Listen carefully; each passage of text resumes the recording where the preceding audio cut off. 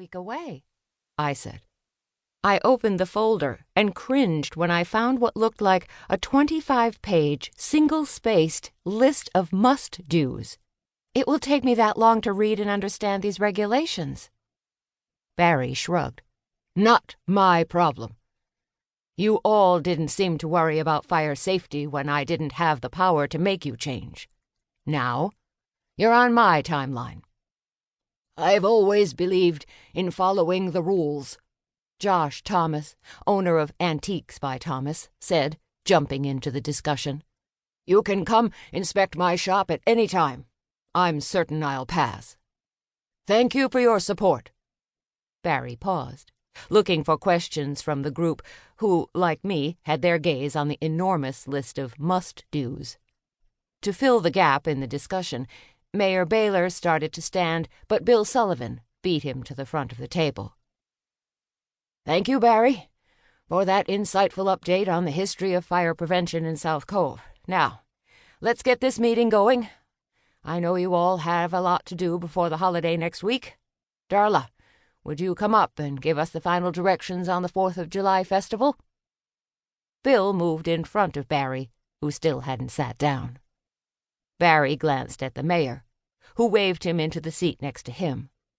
Apparently, Barry hadn't been ready to relinquish the podium. He probably had planned on reading the entire list of regulations to us, one by one. Thank goodness for Bill. I don't say that often, but today he'd saved the entire group from dozing off at the table, even with the excess of caffeine from the coffee. Amy pushed a sheet of paper toward me. I picked it up and tried to read her scribbles. "Rumor is he has slept with all of his firefighters' wives." I picked up her pen and wrote in big block letters the only response I could muster. "Ew." Amy giggled, and this time not only Mayor Baylor, but Bill and Darla glared at me. I squared my shoulders and mumbled, "I didn't do anything." "If Jill will quiet down, I'll run through the assignments. Our big event will be on Saturday, when Diamond Lilies will host an old-fashioned summer picnic to go with our old-fashioned 4th of July theme. We'll set up tables in the street with red checked tablecloths, and we have a great lineup of bands coming in all day. Matt did a great job of setting up a diverse mix." Darla blushed a bit as she threw kudos to her boyfriend/winery manager. He'd arrived on the scene last winter and, like Sasha, hadn't left. That had been one of the mayor's great ideas that had actually worked out. Well, except for the manager of the Welfare to Work program. But that's another story. I pretended to take notes as Darla listed off the events starting at noon on Thursday. All I knew was my store needed to be open and staffed until 9 each night, which were normal hours anyway.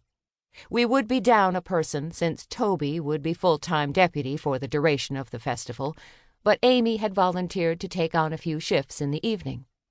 "You realize that these people you bring in for festivals are mainly drunks and losers."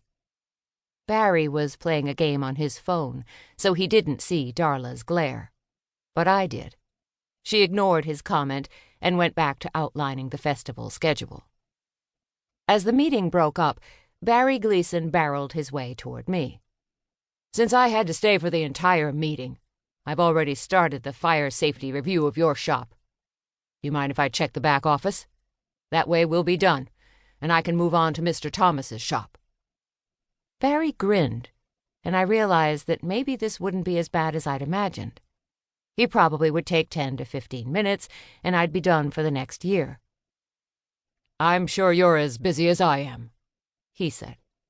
"That's for certain." I took his arm and led him toward the counter. "Sasha will assist you if you need access to anything or need information."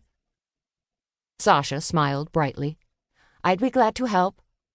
"Actually, I'd rather work with you, if you don't mind." Barry glanced at Sasha, and even I could see the dismissal in his eyes. I didn't know if it was her age or her skin color that made him uneasy, but Barry had gone down a few pegs in my estimation of him, which hadn't been that high to begin with. "That's fine,"